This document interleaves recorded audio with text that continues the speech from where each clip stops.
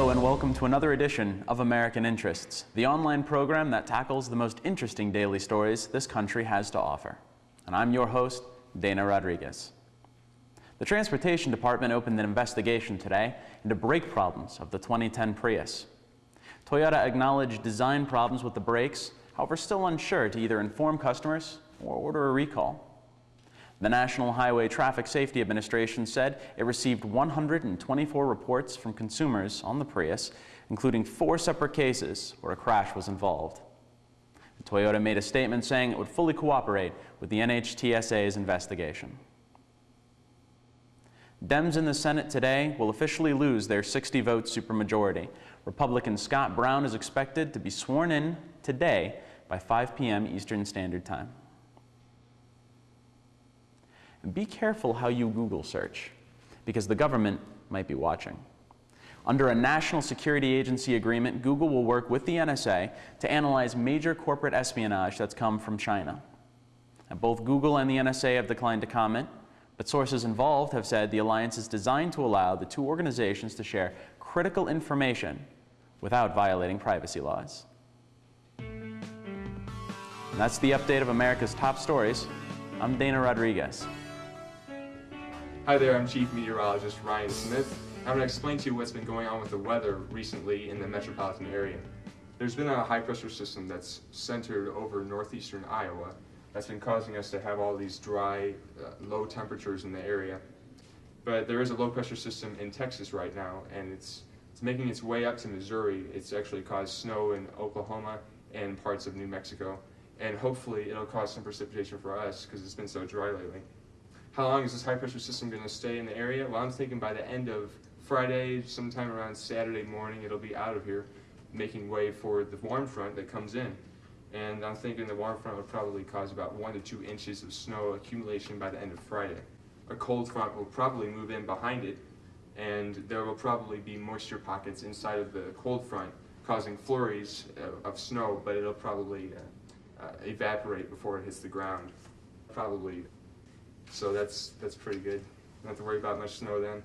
But I'm really not sure because, well, I mean, you could get 10 feet of snow outside your front door when you wake up the next morning.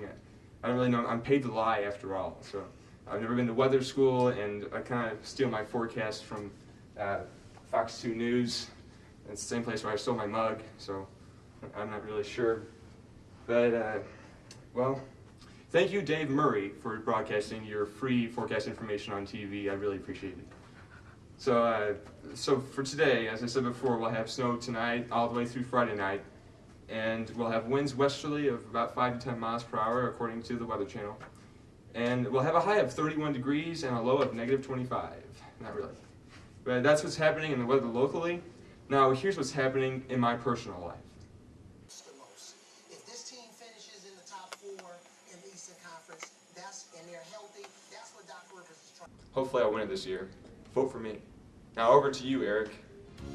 Hello, and welcome to the Penalty Box. My name is Eric Ryan. St. Louis Blues played the Chicago Blackhawks last night in a game which half the fan base wasn't allowed to see because of the stupid contract problem. Back to the Blues game. They beat the Blackhawks by the score of 3-2. The Blackhawks started scoring off with a goal by Patrick Kane in the later moments of the first period. The Blues came out shooting in the second period with goals by David Backes scoring 1 goal at 11:34 to tie the game. Then Backes scored another goal at 18:29 mark of the second period to take the lead. Then to finish off a strong second period by the Blues, they lit the lamp again with the goal by Jay McClement at 19:38 mark of the second period to give the Blues the lead of a score of 3-1. This is where the Blues struggled before, giving up the lead in the third period. Then the Blues gave up a goal and the arena went quiet. Then the Blues gave everything they got and they got the victory. The victory puts the Blues 3 games over 500 with the record of 25-22. The Blues will face the San Jose Sharks at Scottrade tonight. It is also student night, which means plaza level seats are only $35. Puck drops at 7 p.m.